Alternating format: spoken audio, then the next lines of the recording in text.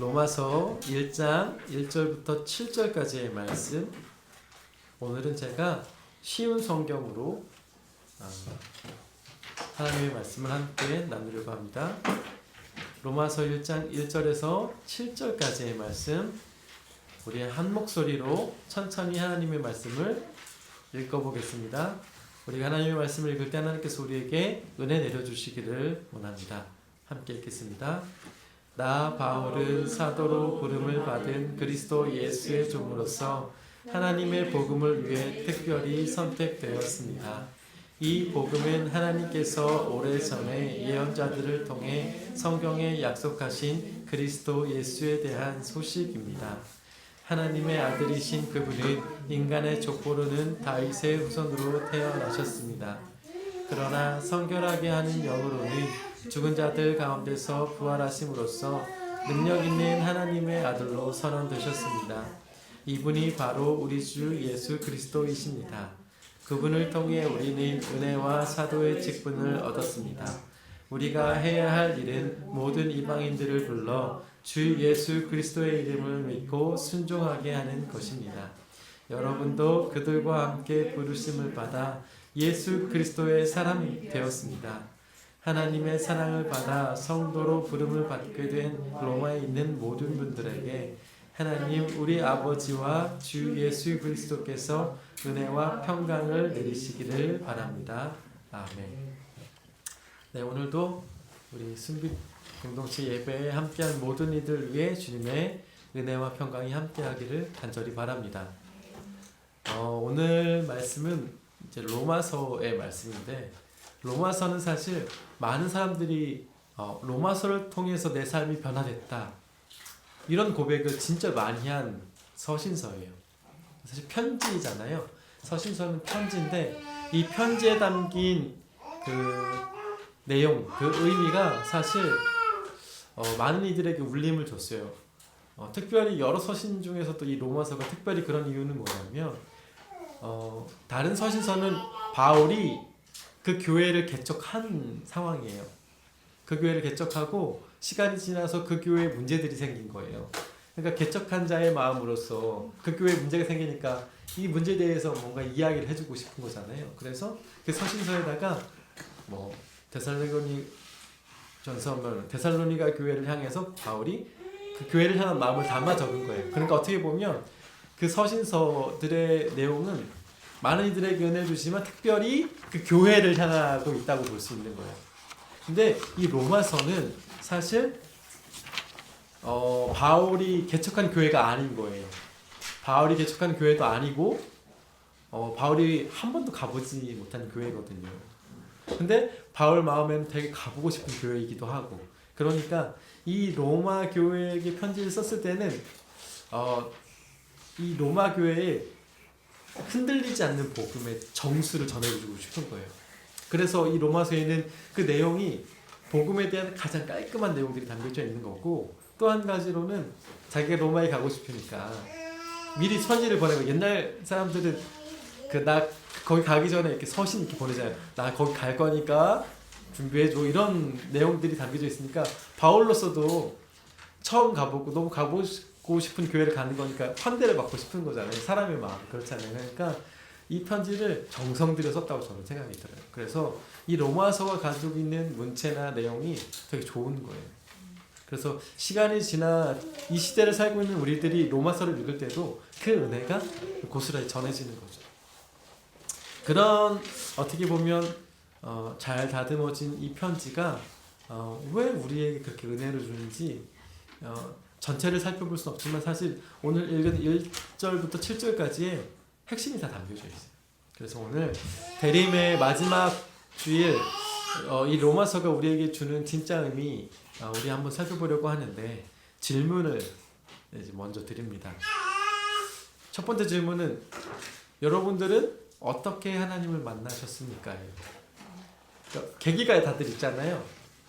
인격적으로 하나님을 만났다라고 하는 고백들이 있으실 거예요. 저는 사실 제가 들으려고 하지 않겠습니다. 굳이 얘기할 필요 없고 각자의 계획 준비하고 계셨던 거예요. 아니 뭐 원하시면 뭐 하셔도 되긴 하는데, 네, 굳이 안 하셔도 되는데. 우리가 모태신앙 손 한번 들어볼까요? 다 100%. 얘네들은 말할 것도 없잖아요. 우리 순빛은 100% 100% 모태신앙의 교회예요. 이게 어렸을 때부터 교회를 나오는 거예요. 내 의지와 뭐 상관없이 교회를 계속 내가 눈 떠보니 교회고 정신 차려보니 교회였던 거예요. 그런데 과연 그게 우리가 하나님을 만나고 있는 건가라는 질문을 해볼 수 있어요. 왜냐하면 습관적이라는 표현을 많이 하잖아요. 습관적으로 우리가 교회를 나오다 보니 교회 안에 있으면서도 내가 교회 안에서 하나님을 찾기보다 그냥 앉아있는 거예요. 습관적으로 그냥 찬양을 부르고 기도를 하고 말씀을 읽고 내 입에서 나오는 말들은 굉장히 뭐랄까 성경적도 아니에요. 교회적이에요. 내 입에서 나오는 표현들이나 이런 게 교회의 언어라고 우리가 많이 부르는데 교회의 언어가 나와요. 성경의 언어가 아니라 교회의 언어가 나온단 말이에요. 그러다가 불현듯 내가 뭘 하고 있는 거지? 라는 생각이 드는 거예요. 내가 하나님을 믿고 있는 건가? 라는 생각이 들어요. 그러다가 간절한 마음이 들죠. 나도 하나님 한번 만나보고 싶다. 근데 그러다가 못 만나는 경우도 있어요. 내가 만났나 안 만났나 이거를 계속 질문하면서 그렇게 하나님 믿다가 어느 순간에 지쳐요. 지치다가 나 하나님 믿는지 잘 모르겠다. 그러다가 교회를 떠나요. 가나안 성도라는 얘기 많이 듣죠. 교회에 실망해서 떠나는 이들도 가나안 성도지만 자기 안에 인격적인 하나님을 만나지 못해서 떠나는 사람들도 가나안 성도예요. 그런 사람들이 많이 늘고 있다라는 거예요. 이 한국교회에. 그럼 왜 이 사람들이 자꾸 가나안 성도가 될까? 안에 하나님을 만나고 싶은 열망이 가득한데 왜 하나님 못 만나는 걸까? 네, 희한하죠. 교회가 잘못하고 있는 거예요. 자꾸 하나님 만날 수 있도록 인도해야 하는데 그 일들보다 교회로서 교회 일을 하려고 하니까 성도들이 하나님 못 만나는 거 아닌가 그런 생각 들거든요. 저는요 20살 때 하나님을 인격적으로 만났어요. 그 전까지의 삶은 그냥 저도 습관적인 그렇게 좋은 습관적으로 예배를 드리면서도 그렇게 좋은 모습으로 예배를 드리진 않았던 것 같아요. 찬양도 잘 안 했던 것 같고요. 기도도 잘 안 했어요. 근데 20살 때 인격적으로 어떤 집회에서 하나님을 느닷없이 만나게 됐어요. 이때도 사실 잘 몰랐죠. 그냥 하염없이 흐르는 눈물 그 전까지 한 번도 경험하지 못했던 일이었기 때문에 내가 이걸 인격적으로 만났구나라고 생각했던 것 같아요. 거기서 제 삶이 조금은 변했던 것 사실이기 때문에 근데 그 지점을 통해서 제가 완전히 바뀌었냐? 그렇진 않거든요. 제 삶은 다시 돌아가더라고요. 다시 돌아가서 또 저의 그 습관적인 삶을 살아요. 그러다 보니 이제 그 집회가 어떤 터닝 포인트가 되니 6개월마다 한 번씩 가는 거죠. 그게 여름 겨울로 하니까 여름 겨울로 했으니까 6개월 가서 은혜 받고 또 6개월 마음대로 살다가 또 6개월 지나서 가갖고 은혜 받아서 또 살아가고 그러다가 제가 캐나다에서 하나님을 만났다 인격적으로 만났다라고 고백할 수 있는 경험을 하게 되는데요. 어느 캐나다의 시골 마을에 예배드리고 난 저녁이었어요. 그날 버스가 파업된 줄도 모르고 버스를 기다리고 있었어요. 9시가 넘고 10시쯤 가까이 되니까 이제 어둑어둑해지더라고요. 잘 안 보이고 공장지대여서 차들도 없었어요. 그냥 뭐 모르니까 또 제가 갈 수 있는 방법도 모르고 버스만 하염없이 기다리는데 차가 이렇게 한 대 쓰더라고요. 제 앞에. 네, 좀 떨리더라고요. 이거 영어도 안 되고 이상한 사람들이 이렇게 해코지 하면 어떡하나 그러는데 그래도 다행히 보니까 한국 분들이었어요. 젊은 엄마와 아기 한 5살, 6살쯤 되는 거예요. 창문이 찡이 열리고 아주머니가 얘기하는 거예요. 혹시 시내로 나가시냐고? 네, 시내로 나간다고. 버스가 왜 이렇게 안 오는지 모르겠다고. 그러시면서 일단 타라고 하시더라고요. 차에 탔어요. 그러면서 아주머니가 하시는 말씀이 그날 수요일에 수요 예배를 드렸는데 같은 교회에서 예배를 드렸나 봐요. 그 아주머니 말로는 본인은 저를 본 적이 없대요. 한 번도 본 적이 없는데 차를 타고 그냥 어둑해진 그 길을 지나는데 자기 딸이 이렇게 창밖을 보고 있다가 저를 본 거예요. 스쳐 지나가는 저를 보고 나 저 아저씨 교회에서 봤는데 이렇게 얘기를 했나 봐요. 아이의 그 한마디 때문에 차를 세웠다라고 하더라고요. 사실 그거 쉽지 않거든요. 외국 땅에서 어떤 일이 벌어질지 모르잖아요. 그래서 아이의 말을 듣고 차를 세워서 태워준다라고 얘기를 하세요. 이거 본인도 이런 적은 없다고 이렇게 얘기를 하시더라고요. 제가 그 경험을 하고 집에 돌아와서 이게 하나님의 인도하심인가 라는 생각을 하게 됐어요. 누구의 노력도 아닌 거잖아요. 하나님께서 그 상황들을 인도하셔서 5살 아이의 마음, 눈에 저를 보게 하고 그 아이의 이야기를 통해서 제가 안전하게 저 집으로 돌아왔단 말이에요. 하나님 계시는구나. 그날 제가 확신하고 그날 이후 제가 목회의 길을 걷게 된 계기가 됐어요. 그리고 소명이라고 하잖아요. 제 소명의 자리는 거기였어요. 사실 그 전에 엄청 고민을 많이 하긴 했죠. 기도도 하고. 근데 답이 없더라고요. 저한테. 그러다가 그 사건이 저에게 답이 되어서 제가 지금 목사로 살아가게 된 겁니다. 자, 제가 하나님을 만난 건 제가 뭔가 준비되어서가 아니잖아요. 제 삶이 하나님 앞에서 뭔가 칭찬받을 일이 되어서 제가 그렇게 하나님을 만나게 된 건 아니란 말이에요. 만약에 우리가 그리스도인이 된다는 게 사전에 어떤 전제가 필요하다면 우리가 그리스도인이 될 수 있을까요? 어느 정도의 기준과 커트라인이 있어서 이거 넘어야지 그리스도인이 될 거야 라고 한다면 하나님 그 기준에 충족시키는 사람이 많지는 않을 거라고 생각이 들어요. 우리가 하나님을 만나게 된 것은 우리가 어떤 준비가 되어서가 아니라 하나님께서 우리를 느닷없이 만나 주셨기 때문이에요. 아무 준비도 되어 있지 않은 우리를 먼저 부르셨어요. 오늘 7절과 1절에 보면 부름이라는 단어가 있어요. 그 바울이 이렇게 고백하는 거예요. 나 바울은 사도로 부름을 받은 그리스도 예수의 종으로서. 바울이 먼저 종이 되었기 때문에 부름을 받은 게 아니라 불러주셨기 때문에 종이 된 거예요. 그래서 자기는 하나님의 복음을 전하는 사도가 된 거죠. 그리스도인도 먼저 우리가 뭔가 딱 준비가 되어서 하나님의 종으로 살아가다가 부름을 받은 게 아니라 우리 그냥 막 살아가다가 하나님의 부름을 받아서 종이 된 거예요. 그때부터 내려놓게 된 거예요. 바울의 이야기만 해볼게요. 바울 사울로 살아갔잖아요. 예수 그리스도를 막 괴롭히며 살아가다가 다메섹 길가에서 느닷없이 주님을 만난 거예요. 느닷없이 주님을 만나니까 삶이 변했죠. 그 길가에서 다른 사람들은 모르겠어요. 성경에 이야기하지 않았지만 하지만 사울은 분명히 만났어요. 선택되었다라고 얘기하는 거예요. 선택되었다. 그러니 그 삶이 변할 수 있었던 거예요. 우리도 사도로 살아갈 수 있는 사람들인 거예요. 왜냐하면 바울과 똑같이 부름을 받아 그리스도인이 되었기 때문에. 종되었다라는 건요. 그 전까지는 우리가 죄 아래 죽음 가운데 살아갔지만 이제 주님을 만남으로 인해서 이제 생명 안에서 은혜 안에서 살아가게 된다라는 거예요. 그러니 그 은혜 안에서 우리 종로로 탈 수 있는 거잖아요. 그 안에 자유가 있으니까. 그런데 우리가 고민해야 봐야 될 것은 과연 우리는 그렇게 부름을 받아 그리스도인이 됐는데 정말 그 종으로 살아가고 있는지 사도로 살아가고 있는지 고민해 봐야 해요.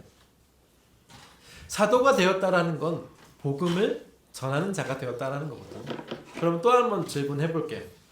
이번 병민아, 복음이 뭘까? 복음이 뭘까?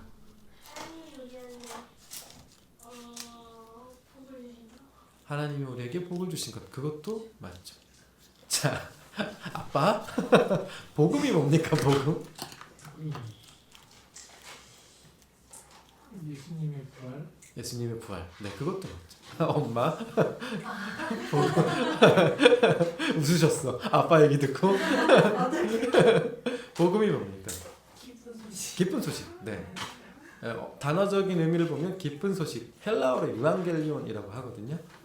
복음이 맞아요. 그러니까 이게 뭐냐면 전쟁에서 승리한 사람이 전쟁에 승리한 소식을 달려와서 전하는 게 이게 이제 복음의 단어가 가진 뜻이거든요. 기쁜 소식. 그럼 뭐가 기뻐요?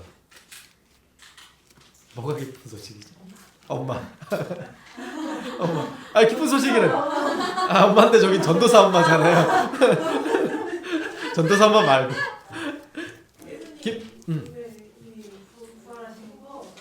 예수님이 부활하신 거.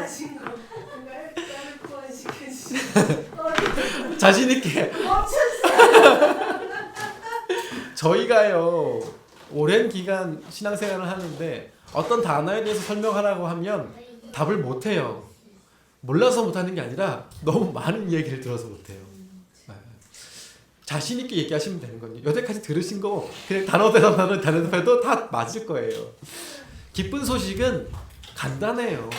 왜 기쁠까요? 뭐에 대해서 들어서 기뻐요? 예수 그리스도에 대해서 들어서 기쁜 거예요. 어렵지 않아요. 그럼 예수 그리스도에 뭐가 기뻐요? 부활 뭐 얘기하셨잖아요.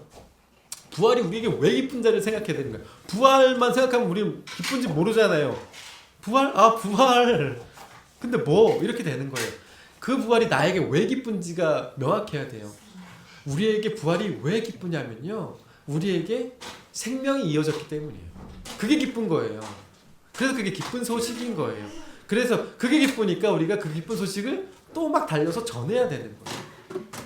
아까도 제가 말씀드렸지만 예수 그리스도가 오시기 전에 우리는 죽음과 죄 가운데 머물러서 그렇게 죽을 수밖에 없는 존재였지만 예수 그리스도의 탄생과 부활이 우리에게 와서 우리가 더 이상 그 안에 있지 않고 은혜 안에서 생명을 이어갈 수 있게 되었다. 이게 기쁜 거예요. 이것만 우리가 확실히 알면 돼요. 이게 확실히 우리 안에 새겨져서 그렇게 살아가서 또 생명을 이어가면 돼요. 이게 그냥 기쁜 소식이고 복음인 거예요. 네. 아셨죠? 이제 누군가 여러분들에게 그럼 복음이 뭐냐 얘기하면 이 얘기를 하면 돼요. 그 어떤 종교에서도 얘기하지 않았던 부활, 이 부활을 예수님께서 하셔서 우리가 그 예수 그리스도의 부활로 인해서 기쁜 거예요.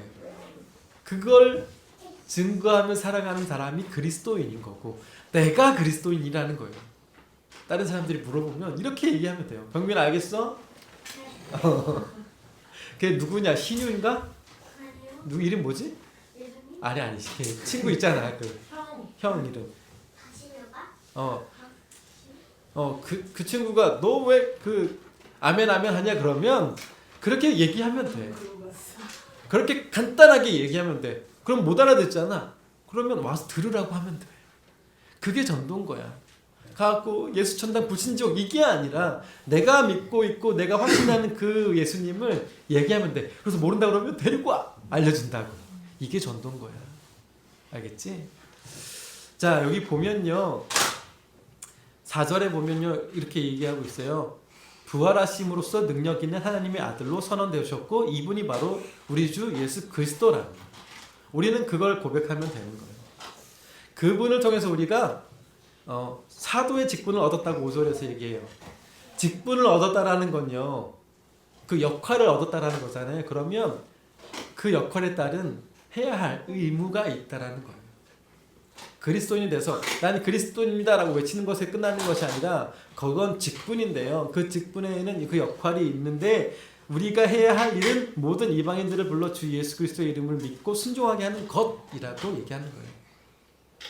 아까 얘기했던 거 이거 어려운 얘기 아니고요. 아까 말씀드렸던 것 그거 얘기하면 된다라고 하는 거예요. 굳이 어디 나가서 막 얘기하는 것보다 내 믿음을 확실하게 얘기할 수 있는 것. 누군가에게 막 우리를 해코지 하려고 하는 사람들 막 시비 걸려고 하는 사람들에게 흔들리지 않고 이야기를 할 수 있는 것 이게 믿음과 인내라는 거예요. 이게 은혜예요. 아까 제가 찬양 마지막 두 곡은 이 가정을 향한 마음이 담긴 선곡이었어요. 죄진 맡은 우리 구주 3절에 세상 친구 멸시하고 너를 조롱하여. 제가 병민이 얘기를 살짝 들었거든요. 그 믿음의 눈 들어 주를 보리 이 또한 지나가리라. 우리 아빠를 위해서 제가 엄마도 이게 있는데요. 왜 인내하냐면요. 다른 게 인내가 제가 오해를 좀 풀게요. 그리스도인이 인내한다라는 건 다 참으라는 얘기가 아니에요. 잘 들으세요. 그리스도인의 인내는 내가 세상의 어떤 공격으로부터 내 믿음이 흔들리는 것, 포기하고 싶은 것을 참는 것, 이게 있는 거예요. 무슨 말씀인지 아시겠어요? 막 공격하고 나 때리는 것 무조건 참는 것, 이게 인내가 아니라 그리스도인의 인내는 하나님을 포기하게끔 하는 것을 참아내는 것, 이게 있는 거예요. 그러니 누가 나를 괴롭혀 막 때려 이걸 참아내는 게 인내가 아닌 거예요. 그렇다고 해서 제가 맞은 대로 막 때려주라 이런 얘기는 하는 게 아니라 실력을 키우면 돼요. 힘을 키우면 돼요. 내가 나를 흔들어 놓는 내 믿음을 흔들어 놓는 것을 참아내면서 힘을 기르는 거예요. 그 힘을 과시하라고? 아니요. 내가 가진 힘을 가지고 그리스도인임을 증거하라고요. 병민아, 누군가가 너를 막 괴롭혀 너에 대한 이야기를 이상하게 해. 그러면 흔들리지 마. 왜냐하면 하나님 너 잘해주실 거거든. 대신에 너가 해야 할 일이 있어. 뭐냐면 하나님 믿고 잘해주신 하나님 믿고 최선을 다해야 돼. 네가 할 수 있는, 만약에 너가 이 방송문 빌리지에서 관계로 힘을 얻고 싶으면 열심히 사람들에게 잘해주면 돼. 혹 너가 공부로 사람들에게 너의 힘을 알려주고 싶으면 열심히 공부하면 돼. 농구로? 그럼 농구 열심히 하면 돼. 그러면 사람들이 너를 알아봐 줄 거야. 최선을 다해야 돼. 우리가 데살로니가 전서나 후서에서 이야기했던 거, 일하지 않으면 먹지도 말라. 이게 다 이런 거 똑같아요. 우리에게 주어진 삶에서 최선을 다하라는 거예요. 그렇게 최선을 다하면 그리스도인임을 증거하면 세상이 알아봐 줄 거라고. 그렇게 살아가면 돼요. 그러면 7절에 볼게요. 7절에 보면 우리 아버지와 주 예수 그리스도께서 은혜와 평강을 누리시기 바랍니다. 은혜와 평강 주신다라는 거예요. 그러니까 잘해주실 거예요. 그러니 우리가 인내해야 하죠. 포기하지 않으면 되는 거예요. 다시 한번 말씀드립니다. 인내하는 건요, 세상의 것 다 참아내는 것 말하는 거 아니에요. 해야 할 말 있으면 하셔야 됩니다. 너무 때리면 소리도 질러야 하고요.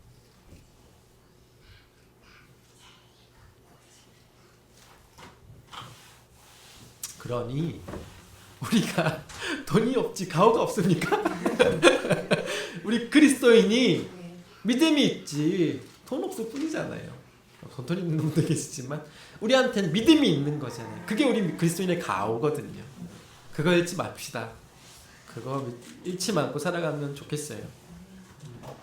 마지막으로 말씀드릴 것은요, 그리스도인에게 직분 역할은 우리에게 이어진 생명을 흘려보내는 거거든요.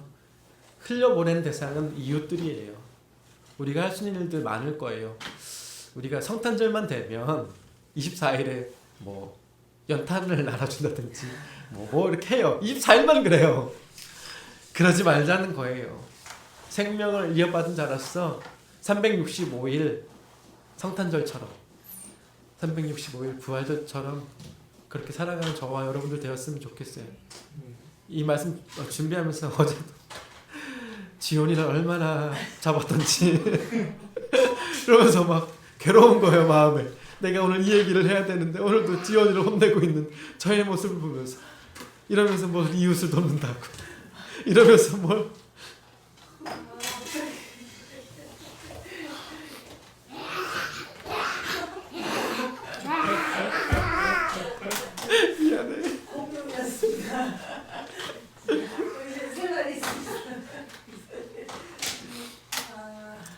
부끄럽지 마. 그죠?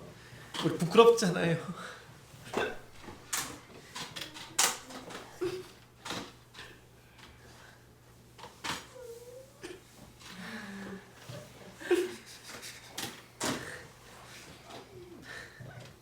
부끄럽지 않게 살아갈 수 있는 저와 여러분들 다 되기를 주님의 이름으로 간절히 축원합니다. 알았어. 기도하겠습니다.